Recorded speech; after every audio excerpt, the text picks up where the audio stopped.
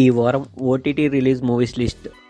వికట కవి November 28న జీ5లో streaming అవుతుంది. Lucky Bhaskar November 30న నెట్ఫ్లిక్స్లో స్ట్రీమింగ్ అవుతుంది. కా నవంబర్ 28న ఈటీవీ విన్లో స్ట్రీమింగ్ అవుతుంది.